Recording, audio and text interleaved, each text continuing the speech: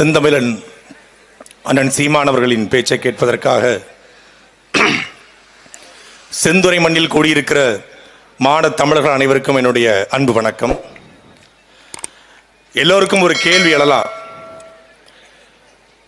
சாதி பார்த்து பழக மாட்டோம், சாதி பார்ப்பவனோடு பழகவே மாட்டோம் என்று சொல்கிற நாம் தமிழர் கட்சி அண்ணன் சீமான் அவர்கள் சாதிவாரி கணக்கெடுப்பு கேட்கிறாரே, சாதி பார்த்து போடுகிற ஓட்டு எனக்கு தீட்டு என்று சொல்கிற அண்ணன் சீமான் அவர்கள் சாதிவாரி கணக்கெடுப்பு கேட்கிறார்களே, முரணாக இருக்கிறது என்று.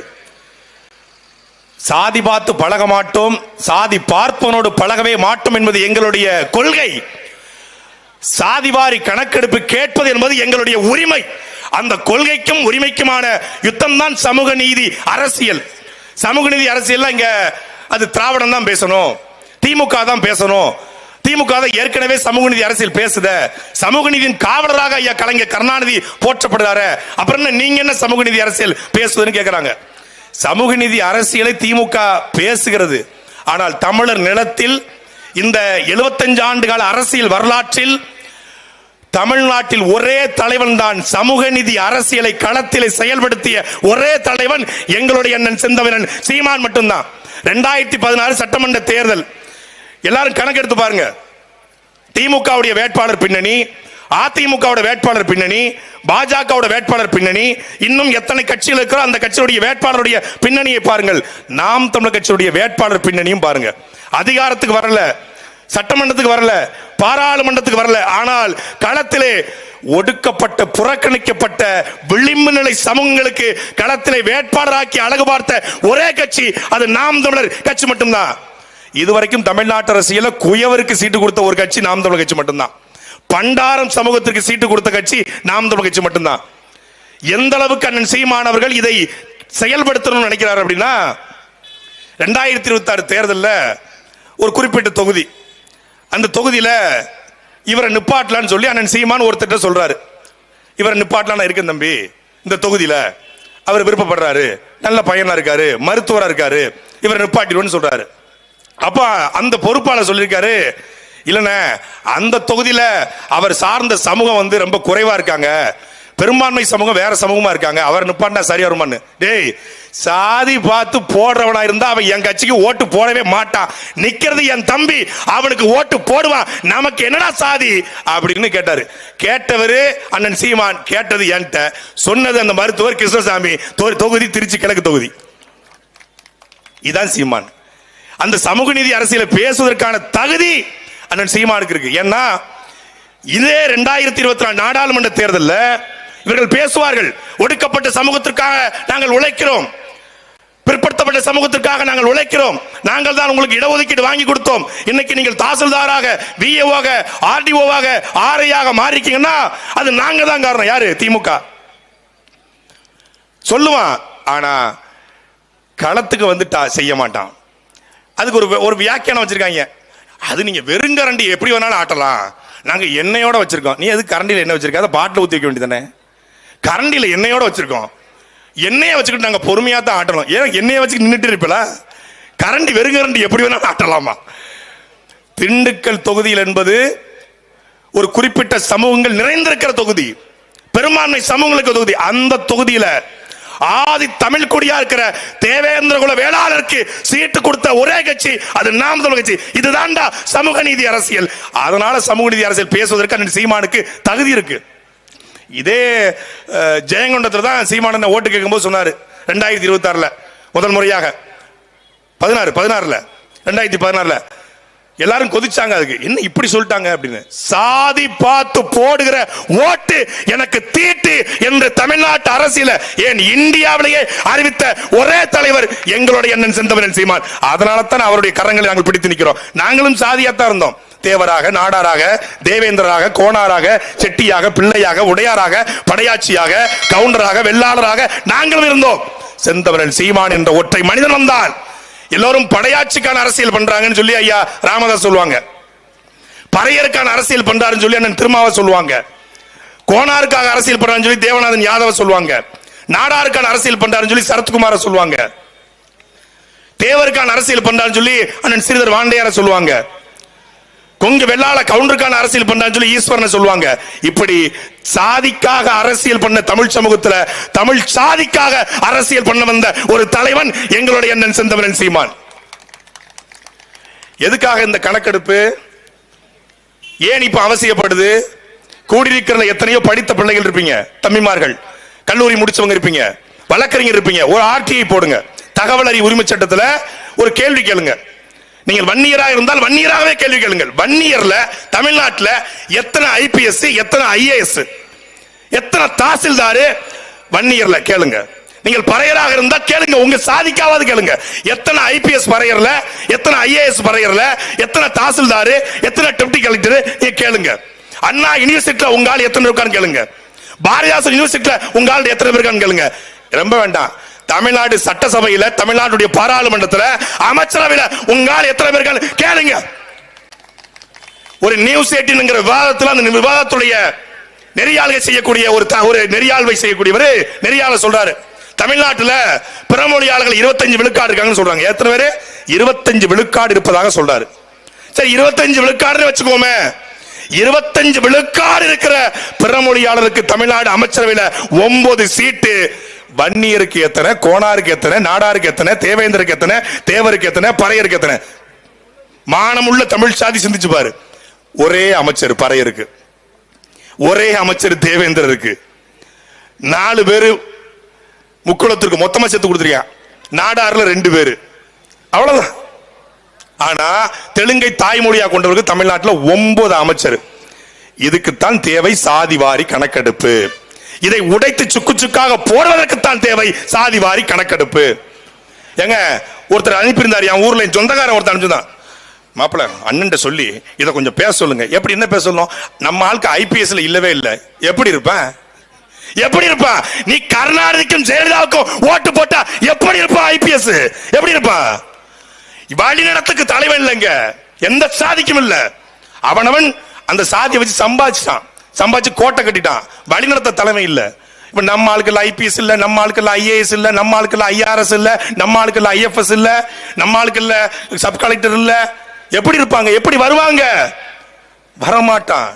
மேல ஏறி மொத்தமா உட்கார்ந்து இருக்கிறான். அந்த அரசியலை உடைத்து போடுவதற்கு தான் சாதிவாரி கணக்கெடுப்பு. இது எங்க என்னன்னா, போய் கணக்கெடுப்பா நாங்க சொல்லியாச்சே, நீங்க சொல்றதா ஐயா ஸ்டாலின் சொல்றாங்க. சாதிவாரி கணக்கெடுப்பு நாங்க சொல்லியாச்சு. எங்க சொல்லியாச்சு? மத்திய அரசு சொல்லியாச்சு. அங்க கேட்டா நாங்க சொல்லிட்டோமே, தமிழ்நாடு அரசு சொல்லிட்டோமே. இவன்ட்ட கேட்டா அவன்கிட்ட கேட்கறது சொல்றதும், அவன்கிட்ட கேட்டா இவன்கிட்ட சொல்றதும் மாறி மாறி பூச்சாண்டி. பீகார்ல சாதிவாரி கணக்கெடுப்பு எடுக்கிறாங்க, உயர்நீதிமன்றம் ரத்து பண்ணுது. குறைந்தபட்சம் ரத்து பண்ணட்டும்டா, எடு எடு. ஒரு அரசாணை வெளியிட்டு தமிழ்நாடு சட்டசபையில சாதிவாரி கணக்கெடுப்பை எடுப்பதற்காக நாங்கள் அரசாணை வெளியிடும். அரசனுடைய கூட்டு முடிவு என்று முடிவெடுத்த பிறகு சாதிவாரி கணக்கெடுக்க எடுக்கணும். பறையர் எத்தனை, தேவேந்திர எத்தனை, நாடார் எத்தனை, படையாச்சி எத்தனை, கோணார் எத்தனை, செட்டியார் எத்தனை, மரவர் எத்தனை, கல்லர் எத்தனை, அகமுடியார் எத்தனை, முத்திரையர் எத்தனை எடுங்க. எங்கள்கிட்ட கணக்கெட்டா 1 கோடி முத்திரையர் தமிழ்நாட்டில் இருக்காங்க தம்பி. ஆனா 4 எம்எல்ஏ கூட இல்ல. நாங்க 1.25 கோடி தேவர் இருக்கோம், எங்களுக்கு 10 எம்எல்ஏ கூட இல்ல. 1.25 கோடி தேவர் கணக்கு பண்ணிக்கோங்க. 1 கோடி முத்திரையர், 1 கோடி கோணாறு, 2 கோடி படையாச்சி, 1.5 கோடி பறையர், 1 கோடி தேவேந்திரர், அதுக்கப்புறம் 1 கோடி கவுண்டர், அதுக்கப்புறம் என்ன இருக்கு? இப்படியே கணக்கு பண்ணினா 42 கோடி வருது. இந்த 1 கோடி 1 கோடி தேவரனமே திரண்டு வா, 1.5 கோடி நாடாரினமே உருண்டு வா, 1 கோடி கோணாரே நடந்து வா. கணக்கு பண்ணா 42 கோடி மொத்தத்தில் பட்டியல். மக்கள் தொகை 8 கோடி, 6 கோடி வாக்கு. அப்ப என்ன? அதுக்குத்தான் சொல்றோம் என்ன தெரிஞ்சிரும்ல. 10.5 இடஒதுக்கீட்டை ஆதரிக்கிறோமா எதிர்க்கிறோமா என்பதை தாண்டி எடுத்து 14 கூட கொடுங்க, 14 விழுக்காடு கூட படையாட்சி கொடுப்போம், எண்ணி கொடு. அதை கேட்கத்தான் அண்ணன் சீமானவர்கள் இந்த களத்துக்கு வந்திருக்காங்க. இதை பேசணும் என்ன சொல்லுவாங்க? இவர் சாதி வரியை தூண்ட பாக்குறாரு, சாதி வாரி கணக்கெடுப்பு எடுத்துட்டா யார் யாருன்னு எவ்வளவுன்னு தெரிஞ்சுட்டா அவங்களுக்கு கர்வம் உருவாயிரும், திமிரு உருவாயிரும், சாதி சண்டை உருவாயிரும். தெரிஞ்சுட்டா கர்வமும் சாதி சண்டை உருவாகாது. 50 வருஷமா நீ போட்டிருக்கிற அந்த திராவிட டவுசர் கிழிஞ்சிரும். ஏற்கனவே கிழிஞ்சுதான் இருக்கு, கிழிஞ்சிரும். திடீர்னு பார்த்தா என்னெல்லாம பேசிக்கிட்டு இருந்தாங்க, பகுத்தறிவு சுயமரியாதை திராவிடம் அப்படின்னாங்க. டக்குன்னு பார்த்தா வேலை கையில் எடுத்தாங்க. என்ன வேலை கையில் எடுத்தீங்க? முருகன் மேல பாசமா? நோ பிரதர், வேஷம். எதனால போட்ட வேஷம்? செந்தமிழன் சீமானால் போட்ட வேஷம். நீ இன்னைக்கு அனைத்துலக முருகன் மாநாடு நடத்துற இது 2015 இதே பழனியில வீரத்தமிழர் முன்னணி என்று தொடங்கி பண்பாட்டு புரட்சி இல்லாது அரசியல் புரட்சி வெல்லாது என்கிற அண்ணல் அம்பேத்கருடைய கோட்பாட்டுக்கு இணங்க தமிழ்நாட்டிலே முருகனை கையில் எடுத்த ஒரே தலைவன் அண்ணன் சீமான். முருகனை தெய்வம் எடுக்கல, கடவுள் எடுக்கல, இறைவன் எடுக்கல, என் முப்பாட்டன், என் இனத்தை காப்பதற்காக உயிரித்த நடுகள் மரபினன் எங்கள் முருகன் என்று நிறுவனா அண்ணன் ஹிமாயினையும் திருச்செந்தூர் கோவிலுக்குள்ள கூட்டு போனா. இதுதான்டா பண்பாட்டு புரட்சி. இதான் பண்பாட்டு புரட்சி. சேவியரையும் கூட்டு போவாரு, சவேரியரையும் கூட்டு போவாரு. அவர் விஜயோ ஜோசப் இல்ல ஏதோ ஒண்ணு சங்கரோ எவரோ ஒருத்தர் எல்லாரையும் கூட்டு போவாரு. எல்லாருக்குள்ளயும் ஒரு புரிதலை உருவாக்குனாரு. அவரை முப்பாட்ட முருகன், அவர் ஆடு மேய்க்கிறார், அவரை கிண்டல் பண்ணாங்க. முப்பாட்ட முருகன் ஒரு அம்மா கூட கவிதை பாடிச்சு சமீபத்தில். ஒரு நாள் பெரியாரின் பேரன்பார், மறுநாள் முப்பாட்டின் முருகன் என்பார்னு. இப்போ இந்த கவிதையை பாடுங்களேன், இப்ப பாடுங்களேன். ஆத்தா, என் தாயே, என் தங்கம்பத்த பிள்ளை, இதப்ப பாடுங்களேன். முருகனுக்கு நீங்க மாநாடு நடத்தலாம். முருகன் யாருன்னு சொல்லுவீங்களா? எங்க அண்ணன் சொல்லுவாரு. முருகன் யார் என்று சொல்வார்? உனக்கு ராமன் என்றால் எனக்கு ராவணன், உனக்கு விநாயகர் என்றால் எனக்கு முருகன், உனக்கு வீர சிவாஜி என்றால் எனக்கு புலித்தேவன் என்று முட்டுக்கு முட்டு எதிர்முட்டு கொடுத்து நிற்கிற பண்பாட்டு தலைவன் சீமான். பயந்து போய் இப்போ ஓட்டுக்காக முருகன் மாநாடு. அப்படி ஓட்டுக்காகவாவது இந்த சாதிவாரி கணக்கெடுப்பை திமுக எடுக்கணும் என்பதற்காகத்தான் இந்த அழுத்தம். எடுக்க வைப்போம். எடுக்கணும்னா 2026. சும்மா சொல்லணும்னு நினைக்காதீங்க. இவங்க சொல்லிக்கிட்டே இருக்காங்க. இப்ப 2016 லட்சியம் நிச்சயம் நாங்க 21 இப்ப 26 போயிட்டாங்க. எழுதி வைத்துக் கொள்ளுங்கள். எங்க அண்ணன் சொல்ற மூங்கில் கதை தான். மூங்கில் வேர் பிடிச்சு உள்ள நின்னுகிட்டு இருக்கு, வேர் விட்டுக்கிட்டு இருக்கு. 26 பாருங்க, எத்தனை பேர் வந்தாலும் ஆட்ட நாயகன் எங்களுடைய அண்ணன் செந்தமிழன் சீமானாகத்தான் 2026 இருப்பான்.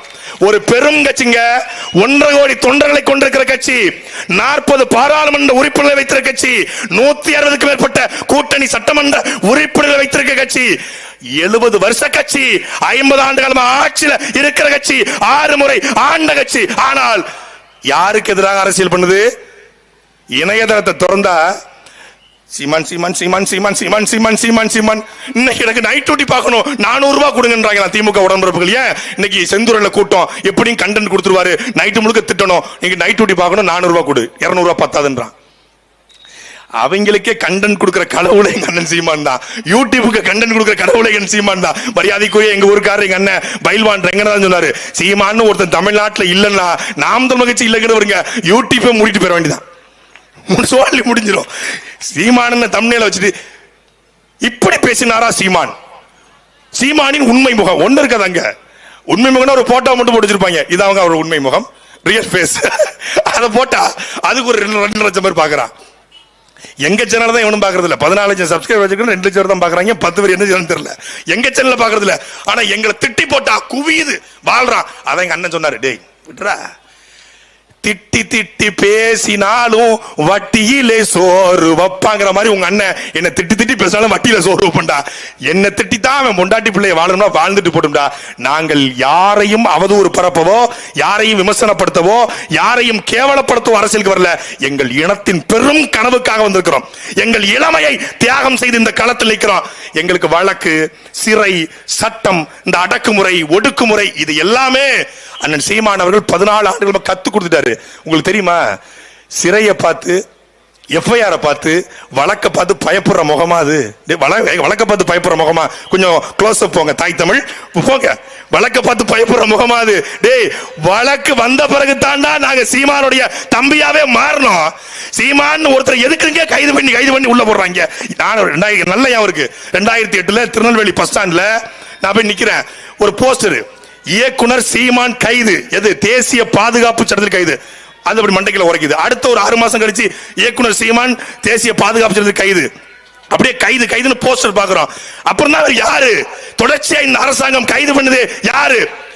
நல்ல தமிழின தலைவனுக்காக ஏங்கி கிடந்த தமிழர்களுக்கு கைது செய்து நல்ல தமிழ தலைவனை அடையாளம் காட்டியது ஐயா, மரியாதைக்குரிய ஐயா கருணாநிதி. அவருக்கு நாங்கள் ஆண்டு முழுக்க கடமைப்பட்டிருக்கிறோம் நன்றி சொல்ல. அவர் தான் அடையாளம் காட்டினார்.